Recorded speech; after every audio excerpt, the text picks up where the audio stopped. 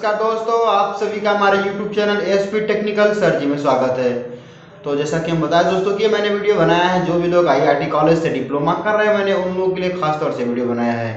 दरअसल क्या है कि अब तक जो भी एग्जाम्स अभी तक हुए हैं सेमेस्टर से पहले, जो भी लोग अगर यदि सेमेस्टर के एग्जाम्स अभी नहीं दिए हैं तो उनको भी पता नहीं है कि आईआईटी में जो भी सेमेस्टर के एग्जाम्स होते हैं वो किस मोड में लिखना पड़ता है, यानी कि इंग्लिश मोड में या इंग्लिश में या हिंदी में या फिर दोनों में। तो इसके लिए मैंने वीडियो बनाया है कि आप लोग को मैं बता दूं कि पहले कि आप लोग किस मोड में आप लोग पेपर में लिख सकते हैं यानी सेमेस्टर में। और हाँ, उससे पहले मैं दोस्तों चर्चा करना चाहूँगा कि अगर यदि आप लोग एग्जाम्स ऑनलाइन होते हैं तो फिर क्या होगा, यदि ऑफलाइन होते हैं तो फिर क्या होता होगा। देखिए, ऑनलाइन के चांसेस तो हैं बट हम कंफर्मली नहीं कह सकते कि आप लोग का ऑनलाइन ही होगा, क्योंकि एग्जाम्स आपके पोस्टपोन कर दिए गए हैं। यानी कि अगर पोस्टपोन कर दिए गए हैं तो फिर समझ सकते हैं कि आप लोग का जो पेपर होगा वो ऑफलाइन का ही चांसेस है। अगर यदि ऑनलाइन कराना होता तो आप लोग के एग्जाम पोस्टपोन नहीं हुए होते, फिर टाइमली ही होता तो फिर तो आप लोग के ऑनलाइन से ही कराए जाते। इसलिए चांसेस ऑफलाइन के ही हैं। हम ऑनलाइन इसके लिए नहीं कर सकते, 100% श्योर नहीं हो सकते जब तक कोई भी सरकारी नोटिफिकेशन नहीं आती। हम ये नहीं कर सकते कि आप लोग का ऑनलाइन से ही एग्जाम्स होगा। तो इसलिए आप लोग तैयारी करते रहिए अपना दोनों मोड से, अंत की दोनों तरीके से, ऑफलाइन और ऑनलाइन। ठीक है, जिससे क्या होगा कि आप लोग को बेनिफिट रहेगा कि अगर ऑनलाइन हो गया तो भी अच्छा रहेगा, ऑफलाइन रहेगा तो भी अच्छा हो जाएगा। ठीक है, और अगर हम बात करें ऑफलाइन मोड का, तो ऑफलाइन मोड में आप लोग कैसे एग्जाम्स देंगे, यानी कैसे लिखेंगे एग्जाम, मतलब पेपर में आप लोग हिंदी में लिखेंगे या इंग्लिश में लिखेंगे या दोनों में लिखेंगे। ठीक है, ये बहुत बड़ी चीज़ मायने रखता है आप लोग के लिए, क्योंकि कुछ लोग को पता नहीं होता। कुछ लोग जाते हैं एग्जाम्स में देख के आते हैं, छोड़ के आते हैं, कुछ ऐसे वैसे उल्टा सीधा कुछ भी लिख के चले आते हैं। तो इससे क्या होता है कि मतलब आप लोग को अगर जानकारी नहीं रहेगा तो आप लोग भी जाएंगे इसी तरीके कुछ भी लिख कर आएंगे, तो इससे नंबर कटते हैं और नंबर भी नहीं मिलते और बैक लगने के भी चांसेस रहते हैं। तो मैं जैसे आप लोग को मैं बताने वाला हूँ उस तरीके से आप लोग अगर दिख करते हैं तो आप लोगों के बैक के चांसेस बहुत कम हो जाएंगे। ठीक है, जैसे देखिए, अगर यदि हम कहें ऑनलाइन, तो ऑनलाइन सबको पता है कि ऑनलाइन होगा तो मल्टीपल चॉइस क्वेश्चंस होगा, जो कि सबके लिए बहुत ही अच्छा रहेगा और ये आसानी से सब लोग कर भी लेते हैं। और सबको पता है कि मल्टीपल चॉइस क्वेश्चन होगा तो सब लोग अपना इधर उधर से देख ताक के जुगाड़ करके अपना अच्छे से नंबर पाते हैं। और इसमें क्या होता है कि बैक किसी का नहीं लगता है। ऑनलाइन जब भी एग्जाम्स हुए हैं बैक किसी को नहीं लगा है।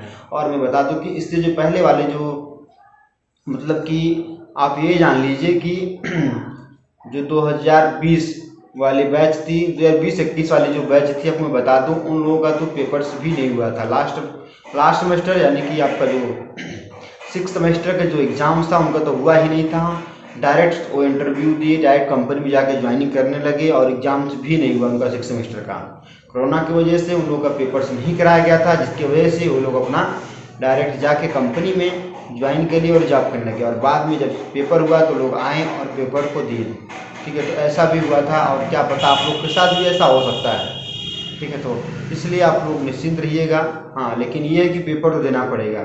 ठीक है, और जो फर्स्ट ईयर वाले जिनका फर्स्ट सेमेस्टर है, मैं उनको बता दूं खासतौर से कि अगर यदि आप लोग को एग्जाम्स में लिखना होगा तो आप लोग अगर यदि अच्छे से हिंदी में चीज़ों को समझे तो हिंदी में लिख डालिए उसको, अगर यदि इंग्लिश में समझे तो इंग्लिश में ही लिख डालिए। अगर यदि आप दोनों में चाहते हैं, देखिए दोनों में लिख सकते हैं ज़रूर, लेकिन आपको अब ये ऐसा नहीं कि एक हिंदी तो एक इंग्लिश वर्ड यूज करें, ऐसा नहीं। मतलब कोई एक क्वेश्चन से है उसको हिंदी में लिख दिए, ठीक है, अगला क्वेश्चन को ही इंग्लिश में लिखिए। मतलब दोनों को मतलब ये नहीं कि आप कहीं हिंदी इंग्लिश दोनों को मतलब लिखते गए बना देते। इस तरीके से नहीं करना, आप लोगों को ध्यान दीजिएगा। अगर इस तरीके से लिखेंगे, उसी में इधर उधर घुसा कुछ भी कर देंगे तो इससे नंबर कटेगा, आप लोगों को नंबर्स नहीं मिलेंगे।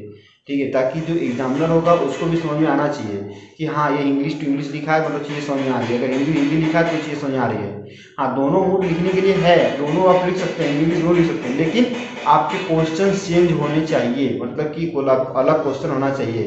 ठीक है, तो इस तरीके से तो आप लोग ध्यान दीजिएगा इस चीज़ का, क्योंकि अगर ये चीज़ें ध्यान नहीं देंगे तो आप लोग को दिक्कत होगी एग्जाम्स में और आप लोग को बैक लगने के चांसेस हो सकते हैं। क्योंकि ऐसा हुआ है कई बार, कुछ लोगों ने ऐसे मिक्स करके लिख दिया है, बाद में पता नंबर ही नहीं मिला, मैंने तो सारा क्वेश्चन करके चलाया। ठीक है, तो ये होता है। हाँ, अगर यदि आप इंग्लिश वाले हैं तो अगर इंग्लिश में लिखते हैं चीज़ें तो ठीक इंग्लिश में लिखिए, और हाँ जो क्वेश्चन एकदम नहीं जानते हैं इंग्लिश में उसको हिंदी में बना के डाल के लिख डालिए। ठीक है, तो उससे क्या होगा, जहाँ पर जो क्वेश्चन आप छोड़ने वाले थे वहीं पर आप वो क्वेश्चन को करेंगे तो 2-4 नंबर कुछ ना कुछ मिल ही जाएगा। ठीक है, तो ये होता है। तो आप लोग इस चीज़ को ध्यान दीजिएगा, फर्स्ट ईयर वाले फर्स्ट सेमेस्टर वाले खास तौर से इस चीज़ को ध्यान दीजिएगा। ठीक है, तो अगर यदि ऑफलाइन हुआ तो ऐसा ही आप लोग को मतलब ऐसे ही लिखना है, और यदि ऑनलाइन हुआ तो सबके लिए बहुत अच्छा हो जाएगा, सब लोग आसानी से पेपर्स कर लेंगे, फिर कोई टेंशन लेने की बात नहीं है। सबका सब कुछ आसानी से हो जाता है। तो ठीक है दोस्तों, मुझे आज की वीडियो में बस इतना ही बताना था। तो आप लोग इस चीज़ को ध्यान दीजिएगा जरूर जरूर। मैं नहीं चाहता किसी का भी बैक लगे, मैं चाहता हूँ सब लोग अच्छे नंबर से पासिंग हो, सब लोग अच्छे नंबर पाएँ, सबका अच्छा परसेंटेज बने। ठीक है दोस्तों, चलिए नमस्कार, मिलते हैं फिर से आप लोगों में अगली वीडियो में। जैसे ही वीडियो मैं आप लोगों के लिए बनाता हूँ, आप लोगों के लिए तुरंत अपलोड कर दूँगा।